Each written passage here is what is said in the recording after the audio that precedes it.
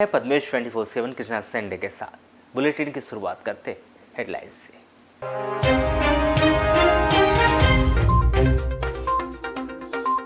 जिले में विकास के कार्यों की पोल खोलती सामने आई तस्वीर। मरीज को खाट पर लेटाकर नदी पार करते नजर आए ग्रामीण। लामता से नैनपुर मार्ग पर मानपुर कुंवर नदी का मामला।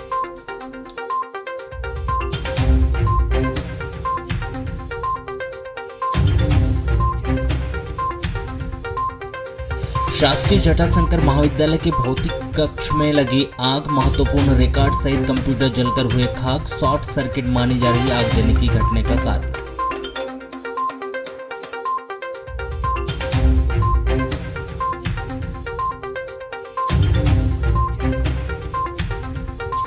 Balaghat chemist and druggist association चुनाव के परिणाम हुए घोषित। सुरेश सोनी बने अध्यक्ष तो सचिव बने संदीप पिछोड़े।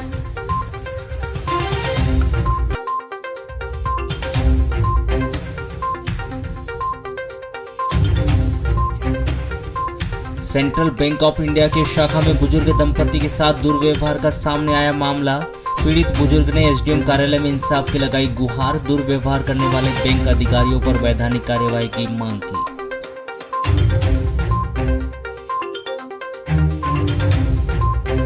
कर्नाटक राज्य में चातुर्मास कर रहे जैन मुनि की जघन्य हत्या को लेकर जैन समाज में बढ़ता जा रहा आक्रोश। रामता में विरोध स्वरूप व्यापारियों ने बंद किए प्रतिष्ठान। ज्ञापन सौंपकर अपराधियों को कड़ी से कड़ी सजा देने की मांग की। हनुमान चौक स्थित सेंट्रल बैंक ऑफ इंडिया में ग्राहक बुजुर्ग दंपति के साथ दुर्व्यवहार किए जाने का एक मामला सामने आया, जहां वार्ड नंबर 27 स्नेहनगर निवासी 70 वर्षीय व्यापारी कमल अग्रवाल ने बैंक प्रबंधक मैनेजर सहित अन्य स्टाफ पर उन्हें और उनकी पत्नी कांता देवी अग्रवाल को बिना वजह परेशान कर उनके साथ अभद्र व्यवहार किए जाने का आरोप लगाया, जिसकी शिकायत उन्होंने एसडीएम अग्रणी बैंक के महाप्रबंधक कार्यालय सहित अन्य कार्यालयों में कर बुजुर्गों के साथ दुर्व्यवहार करने वाले बैंक कर्मचारी स्टाफ प्रबंधक के खिलाफ भी जिसकी शिकायत उन्होंने एसडीएम अग्रणी बैंक महाप्रबंधक कार्यालय सहित अन्य कार्यालयों में कर बुजुर्गों के साथ दुर्व्यवहार करने वाले कर्मचारियों स्टाफ प्रबंधक के खिलाफ वैधानिक कार्यवाही किए जाने की मांग की है। बताया जा रहा है कि वार्ड नंबर 17 स्नेहनगर निवासी बुजुर्ग व्यापारी कमल अग्रवाल का सेंट्रल बैंक ऑफ इंडिया के मुख्य शाखा में खाता है। वहीं वे पिछले 20 वर्षों से बैंक लॉकर का उपयोग कर रहे हैं। बताया जा रहा है कि बैंक लॉकर का प्रति वर्ष का किराया लगभग 1100 रुपये बनता है, जो बैंक द्वारा लॉकर का इस्तेमाल करने के पूर्व ही ले लिया जाता है। श्री अग्रवाल का आरोप है कि वे प्रतिवर्ष लॉकर का किराया जमा करने के बाद ही बैंक लॉकर का उपयोग करते हैं, जहां पिछले 5 वर्षों की जमा किराए की रसीद भी उनके पास में है। वहीं उन्होंने वर्ष 2024 तक लॉकर का किराया भी जमा कर दिया है। बावजूद इसके भी बैंक के द्वारा वर्ष 2019 से अभी तक का किराया उन्हें जमा करने के लिए कहा जा रहा है। उन्होंने बताया कि जब उनकी पत्नी बैंक लॉकर का उपयोग करने बैंक गई तो कर्मचारियों ने उनकी पत्नी से बैंक लॉकर का किराया जमा करने की बात को लेकर विवाद किया और 800 रुपये की पेनल्टी सहित 5900 रुपये का किराया जमा करने के बाद ही आगामी समय में बैंक लॉकर का उपयोग करने की बात कही। जब उनकी पत्नी श्रीमती कांता अग्रवाल ने यह बात उन्हें बताई तो वे बैंक पहुंचे, जहां बैंक कर्मचारियों और अन्य स्टाफ को उन्होंने जमा किराए की सभी रसीद दिखा दी, लेकिन बैंक कर्मी नहीं माने और उनके साथ अभद्र व्यवहार किया, जिसकी शिकायत कर उन्होंने मामले में इंसाफ दिए जाने और बुजुर्गों के साथ दुर्व्यवहार करने वाले बैंक कर्मचारियों पदाधिकारियों के खिलाफ वैधानिक कार्यवाही किए जाने की मांग की है। कि हमारा लॉकर है यहाँ पे, हमारी वाइफ लॉकर ऑपरेट करने गई है करके हमारा पूरा पेमेंट करने के बाद ये बोल रहे हैं आपके ऊपर 5900 रुपये बकाया है करके, जबकि मैंने अप टू डेट पेमेंट कर चुका हूँ, पूरा पेमेंट कर चुका हूँ। इसकी मेरे पास रसीद भी है। अंकल जी, कब से कर रहे हैं आप लॉकर का यूज़? 20 साल से। कब से बकाया बोल रहे हैं इन लोग? ये 19 से। अच्छा, आपके पास रसीदें कब तक की है? रसीद आखिर तक 25 साल। जिले में लंबे समय बाद केमिस्ट एंड ड्रगिस्ट एसोसिएशन के चुनाव आयोजित किए गए। यह चुनाव स्थानीय होटल में 20 जुलाई को संपन्न कराए गए, जिसमें 2 गुटों के बीच चुनाव का सीधा मुकाबला देखने को मिला, जहां पर एसोसिएशन के सदस्यों के द्वारा अपने मताधिकार का प्रयोग करते हुए पुराने जिला अध्यक्ष सुरेश सोनी को अपना मत देते हुए पुनः जिला अध्यक्ष की कमान सौंपी गई। तो वहीं सचिव के पद पर संदीप पिछोड़े को नवाजा गया, तो वहीं कोषाध्यक्ष पद हेतु रिशु जायसवाल को चुना गया। आपको बताया कि Balaghat chemist and druggist association में बीते वर्षों से चुनाव की प्रक्रिया नहीं हुई थी। वह लंबे समय से दो गुटों में अध्यक्ष पद को लेकर विवाद भी समय समय पर बैठकों में देखने को मिलता था। इस बार एसोसिएशन के द्वारा चुनाव करने की बात कही गई, जिस पर एसोसिएशन के द्वारा 20 जुलाई को एसोसिएशन के 3 पद अध्यक्ष, सचिव और कोषाध्यक्ष पद के लिए मतदान कराया गया। यह मतदान प्रातः 9 बजे से शुरू हुआ, जिसमें जिले भर के एसोसिएशन के सदस्यों ने अपना मताधिकार का प्रयोग किया। जिसमें 2 पैनल आमने सामने चुनाव में खड़े हुए थे, जिसमें पहला पैनल वर्तमान जिला अध्यक्ष सुरेश सोनी अध्यक्ष पद हेतु, दूसरे सचिव पद हेतु संदीप पिछोड़े और कोषाध्यक्ष पद के लिए तारेंद्र शरणागत थे। तो वहीं दूसरे पैनल में अध्यक्ष पद हेतु सुशील चौरसिया, सचिव हेतु रोहित कांकरिया और कोषाध्यक्ष पद हेतु रिशु जायसवाल प्रत्याशी के रूप में शामिल थे, जिसमें एसोसिएशन के सदस्यों के द्वारा अपने मताधिकार का प्रयोग करते हुए अध्यक्ष पद के रूप में सर्वाधिक मत सुरेश सोनी को 549 मत प्राप्त हुए। तो वहीं दूसरे पैनल के सुनील चौरसिया को 348 मत प्राप्त हुए, जिसमें सुरेश सोनी को पुनः जिला अध्यक्ष पद हेतु 201 मतों से विजयी घोषित किया गया। वहीं सचिव पद हेतु प्रत्याशी रोहित कांकरिया को 449 व दूसरे पैनल के संदीप पिछोड़ू के 451 मत मिले, जिसमें संदीप पिछोड़ू को 2 मतों से विजयी घोषित किया गया। वहीं कोषाध्यक्ष पद हेतु रिशु जायसवाल को 526 मत प्राप्त हुए। तो वहीं तारेंद्र शरणागत को 378 मत प्राप्त हुए, जिसमें रिशु जायसवाल को 148 मतों से विजयी घोषित किया गया। वहीं इस चुनाव में लगभग 7 मत रिजेक्ट किए गए, जिसमें अध्यक्ष पद हेतु 3 मत निरस्त हुए।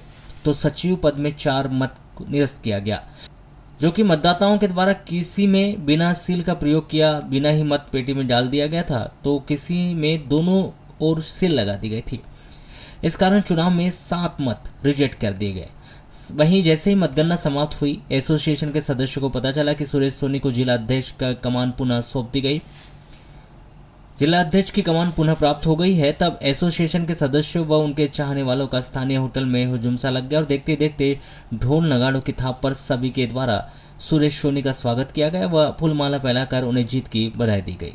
आज का चुनाव एक बहुत ही केमिस्ट एंड ड्रगिस्ट एसोसिएशन की एकजुटता और बहुत बड़े मतलब कि बालाघाट जिले के 927 मतदाताओं की लिस्ट बनी थी, जिसमें 904 मतदाता ने वोट दिया है। 97.5% वोटिंग हुई है और इसमें अध्यक्ष में सुरेश सोनी जी को 549 वोट मिले हैं और सुशील चौरसिया जो उनके विपक्ष में खड़े थे उन्हें 348 वोट मिले हैं। चुनाव हुए जैसे पहले काम होते तो ऐसे अभी भी काम होंगे और रिटेलरों के भले के लिए सब काम होगा। कितना संघर्षपूर्ण था ये चुनाव? मैं 35 साल से अध्यक्ष हूँ, 5 साल फिर हो गए। कर्नाटक राज्य के चातुर्मास कर रहे जैन मुनि श्री 108 कामकुमार नंदी जी महाराज की जघन्य हत्या को लेकर जैन समाज में सरकार व पुलिस प्रशासन के रवैये को लेकर जबरदस्त आक्रोश बढ़ता ही जा रहा है। उपरोक्त घटना को लेकर लामता में भी दिनांक 20 जुलाई को भारत बंद करते हुए आक्रोश रैली निकालकर सरकार और प्रशासन को आगाह किया गया और घटना की सीबीआई से जांच और अपराधियों को कड़ी से कड़ी सजा दी जाने की मांग की। इसी घटना को लेकर पहले भी देश भर में ज्ञापन दिए गए, पर कर्नाटक सरकार व केंद्र सरकार ने घटना पर कठोर कदम नहीं उठाया। इसी बात को लेकर पूरे देश में जैन समाज में जबरदस्त आक्रोश है। दिगंबर संत की निर्मम हत्या को लेकर जैन साधु संतों में भी रोष व्याप्त है तथा निरंतर मुकर होकर घटना की निंदा करते हुए सरकार व पुलिस प्रशासन को आमरण अनशन तक की चेतावनी दे रहे हैं।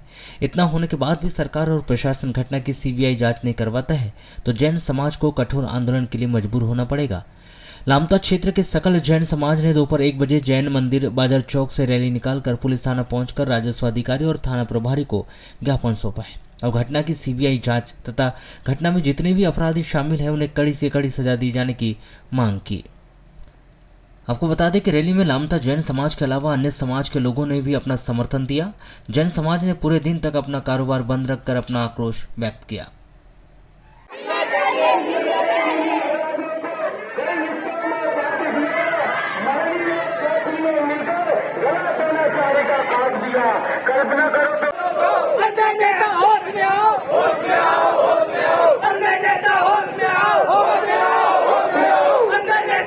हमारे लामता ने भाग ली है और जैन मुनि के हत्यारों को फांसी दिलाने के लिए आवाज़ उठाई गई है। ये सर्व समाज के साथ में हम भी खड़े हैं और ऐसा अत्याचार मुनियों के साथ अगर हो तो कोई मुनि का पद लेने या संत बनने के लिए वो 10 बार सोचेगा। और भारत एक सनातन देश है।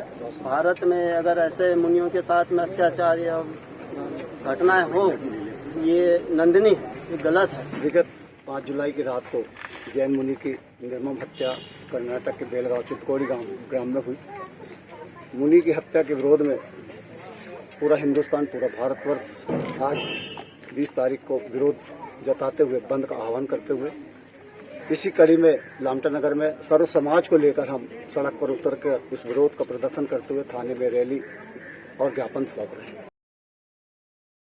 जनपद पंचायत किरणापुर के कुछ जनपद सदस्यों ने भाजपा सरकार के द्वारा आयोजित किए जा रहे विकास पर्व में जनपद सदस्यों को मिलने वाली निधि से विकास पर्व आयोजित कर भूमि पूजन कार्यक्रम करने व इन कार्यक्रमों में प्रोटोकॉल का सीधे उल्लंघन कर लांजी किरणापुर विधायक सुश्री हिना कावरे को कार्यक्रम में नहीं बुलाए जाने की बात का सभी जनपद सदस्यों ने इसकी कटु निंदा की और कहा कि जब तक विधायक हिना कावरे को इस विकास पर्व के कार्यक्रम में आमंत्रित नहीं किया जाता है तो वे सभी जनपद सदस्यों के द्वारा भी इन विकास पर्व कार्यक्रमों में शामिल नहीं होने की भी बात कही। मीडिया से रूबरू होते हुए क्षेत्र क्रमांक 11 से जनपद सदस्य व विधायक प्रतिनिधि मुकेश चौहान ने बताया कि सरकार ने विकास किया होगा तो विकास पर्व मना रही है। हालांकि हम विकास पर्व का विरोध नहीं कर रहे। हम जनपद सदस्यों ने अपने क्षेत्र में दी हुई नाली है जिसका भूमि पूजन होना है, जो जनपद सदस्यों के विकास कार्यों की कार्य योजना में शामिल है तथा इसके लिए मिलने वाली EPDP 2023-24 की कार्य योजना है। अभी फंड नहीं है और अभी राशि जारी नहीं हुई है। ऐसे में भूमि पूजन किया जाना है जिससे हम जनपद सदस्यों को अपने जनपद क्षेत्र में ग्रामों में कितनी मुसीबतों का सामना करना पड़ेगा, यह एक मुद्दा है जो हमारे लिए शर्म की बात है। देखिए, सरकार विकास पर्व मना रही है तो नो डाउट विकास पर्व मना रही है तो सरकार ने विकास किया होगा। हमारी नज़र में हम विकास पर्व का विरोध नहीं कर रहे हैं। हमारा कहना एक है कि जैसे मेरे गांव में, मेरे क्षेत्र में ग्राम पंचायत पाला में 4 अगस्त को, लवेरी में 5 अगस्त को भूमि पूजन होना है और जिसमें हमारी ड्रेनेज नाली दी हुई है। ड्रेनेज नाली मतलब 3.5 लाख 5 लाख, तो ये तो हमारी EPDP 2023-24 की कार्य योजना में है और वो राशि अभी फंड है नहीं। हमारे पास तो 22-23 का फंड नहीं है। अब ये माननीय पूर्व विधायक रमेश भट्टेरे जी के विशेष मुख्यातिथ्य में और अन्य जनपद सदस्य सभापति के द्वारा ये कार्यक्रम आयोजित किया जा रहा है। तो जब हम वहाँ पे भूमि पूजन करेंगे, फंड है नहीं, कोई राशि जारी होगी नहीं, तो हम जनपद सदस्यों को कितनी मुसीबत का सामना अपने गांव में करना पड़ेगा, ये एक मुद्दा है। दूसरा मुद्दा एक है, यदि सरकार विकास पर्व मना रही है, अच्छी बात है, विकास पर्व मना रही, तो हमारी विधायक सुश्री हिना कावरे जो मध्य प्रदेश विधानसभा की पूर्व उपाध्यक्ष वरिष्ठ विधायक हैं, क्या प्रोटोकॉल के तहत उनको आमंत्रित नहीं करना था? हमको जो शेड्यूल मिला है 16 जुलाई या 15 जुलाई से कार्यक्रम चालू हुआ है विकास पर्व का, जो अनवरत 5 या 7 अगस्त तक चलने वाला है, कहीं हमारी विधायक का नाम नहीं है, तो ये तो बहुत ही मतलब स्तब्ध कर देने वाली बात है। पिछली बार भी जब ये विकास पर्व, एक विकास यात्रा निकली थी, उसमें भी यही सब कुछ था।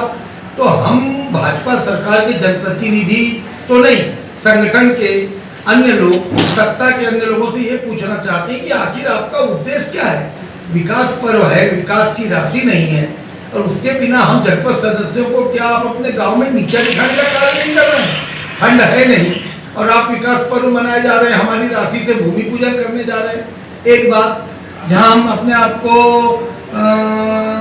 बचा नहीं पाएंगे जनता की नज़र में, क्योंकि 1 साल में तो विकास के नाम पर कुछ हुआ नहीं है। 1 रुपए की राशि हमने ग्राम पंचायतों को अपने किसी क्षेत्र में दे नहीं पाए हैं। जो स्थिति हमारे जनपद की, वही स्थिति संपूर्ण मध्य प्रदेश की है। दूसरी, प्रोटोकॉल का सीधा उल्लंघन है।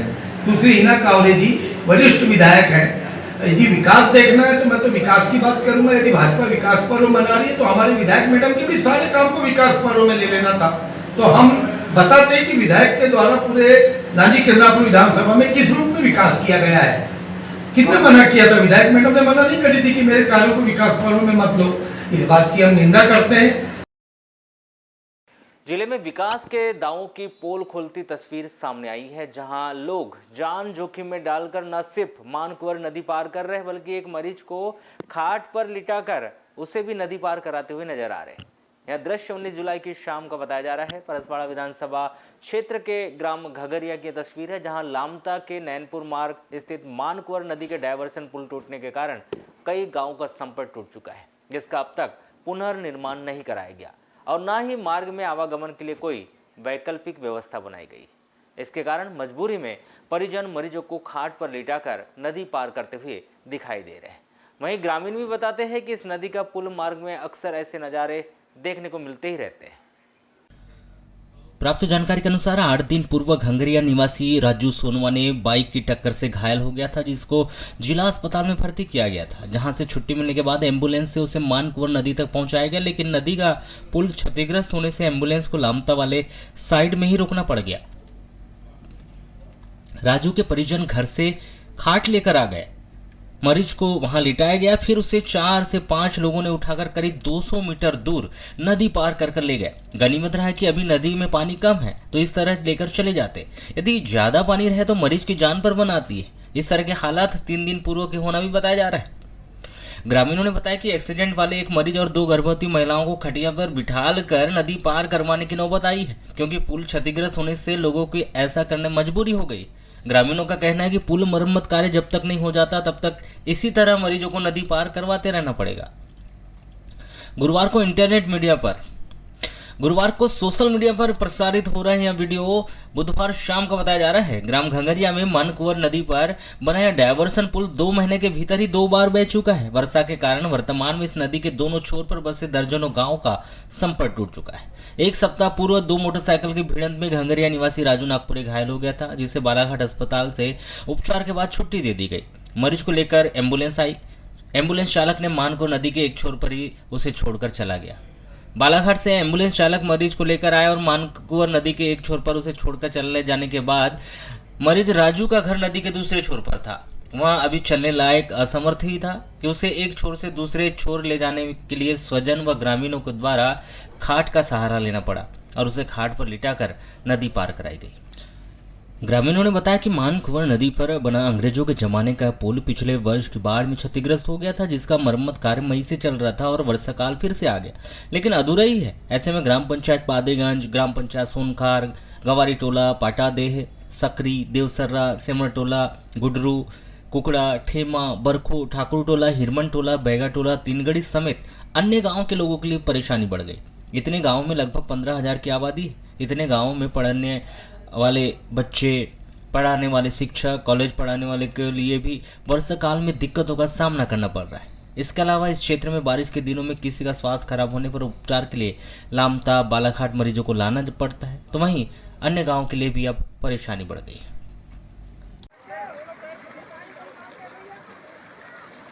इधर मत दबना, इधर दबना। आओ, है वहाँ व्यवस्था है, आज भी व्यवस्था है।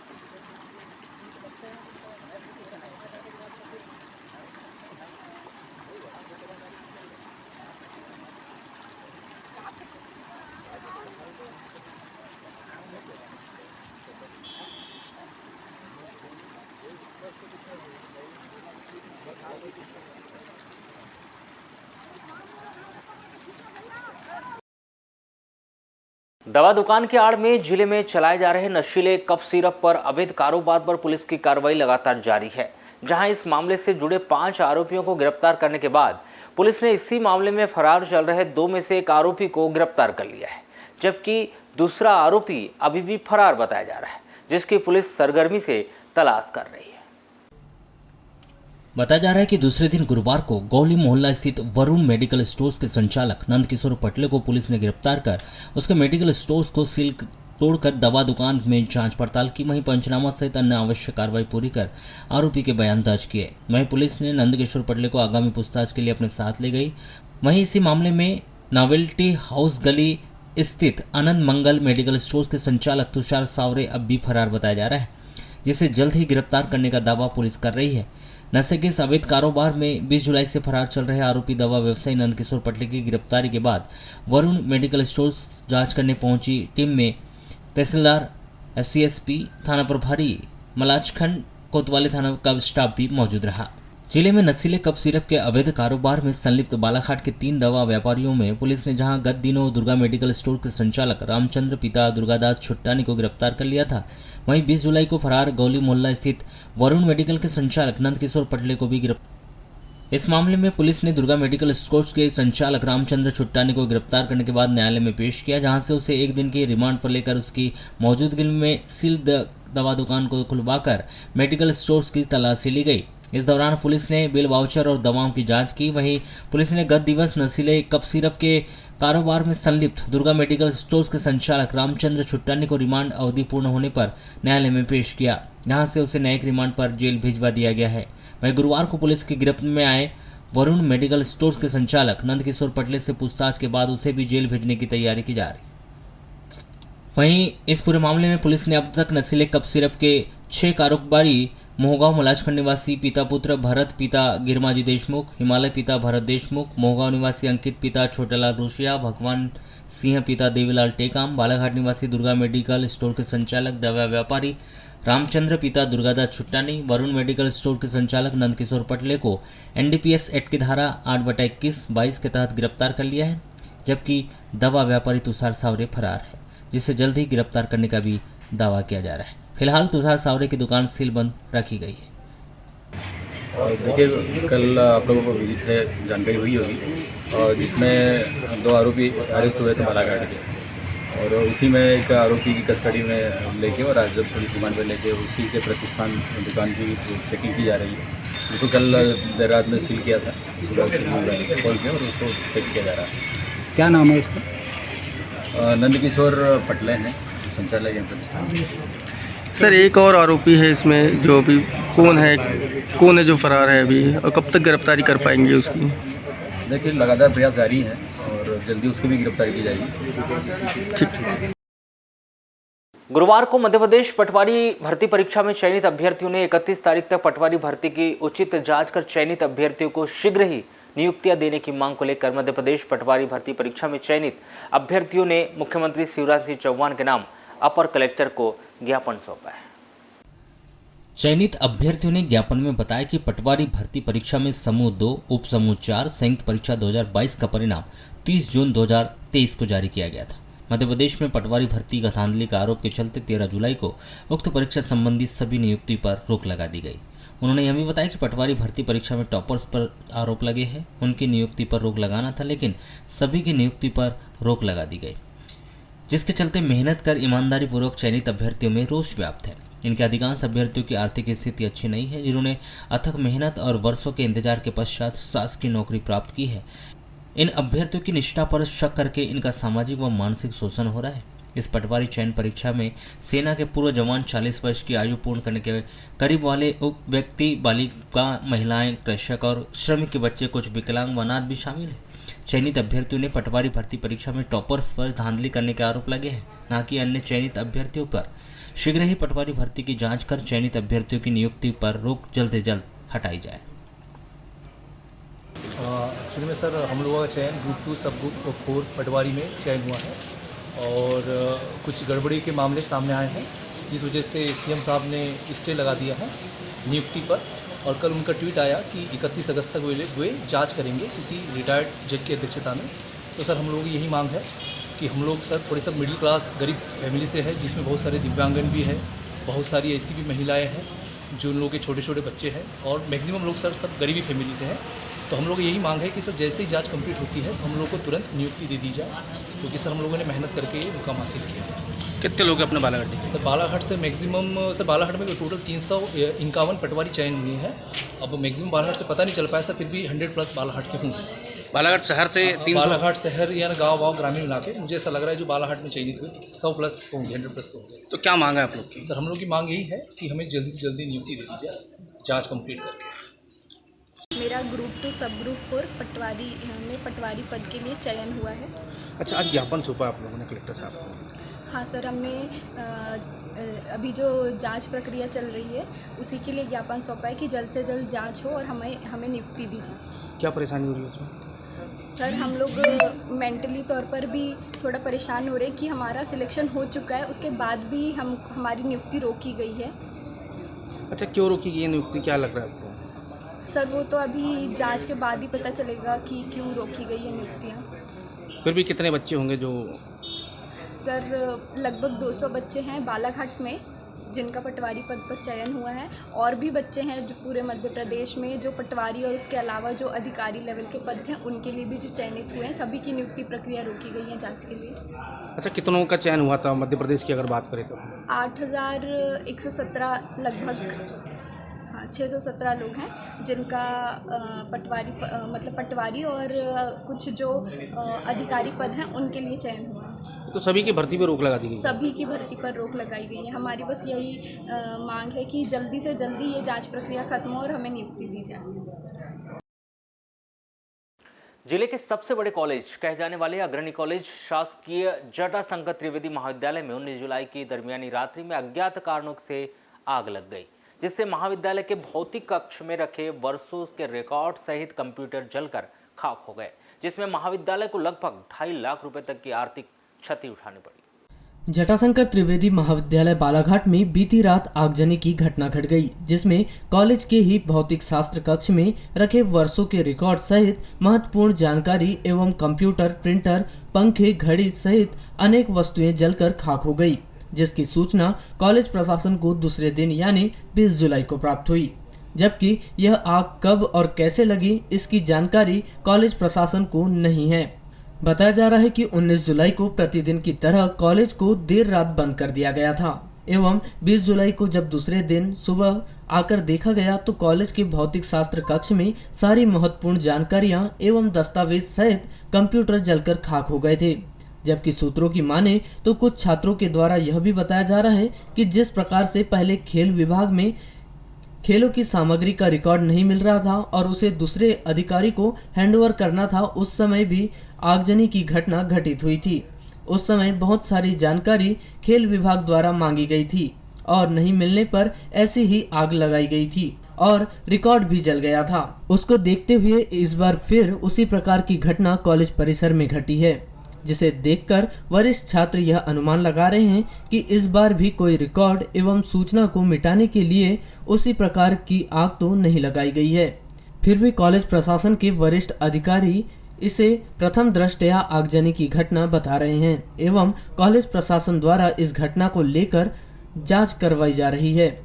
जबकि इस कक्ष के बाजू में कंप्यूटर लैब थी, जहां पर कॉलेज के छात्र छात्राओं को प्रैक्टिकल करवाया जाता है एवं इस कक्ष में बड़ी मात्रा में केमिकल भी रखा हुआ है। यदि थोड़ी भी आगजनी की घटना अधिक हो जाती तो निश्चित ही महाविद्यालय में एक बड़ी घटना देखने मिल सकती थी। वहीं इस पूरे मामले को लेकर जब हमारे द्वारा कॉलेज के प्राचार्य गोविंद सिरसाटे से चर्चा की गई तो उनके द्वारा यह बताया गया कि आग कैसे लगी है वह अभी नहीं बता सकते।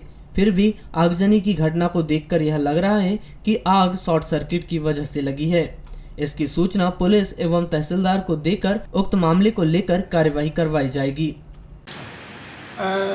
सुबह जो है नवाब कुरैशी जो विभागाध्यक्ष हैं उन्होंने मुझे दूरभाष पर बताया कि सर कुछ जो है धुआं दिखाई दे रहा है विभाग में, और उसके बाद जैसे उन्होंने कहा कि कुछ ऐसा लग रहा है कि कुछ यहाँ पर शॉर्ट सर्किट वगैरह की कोई घटना हुई, तो उन्होंने मुझको इसकी सूचना दी और अभी एक हमने उसकी जांच टीम बना दी है और जांच टीम देखने के बाद में कि घटना कैसे घटी है वो उसकी रिपोर्ट देगी, इसके बाद आगे कार्रवाई की सकती है।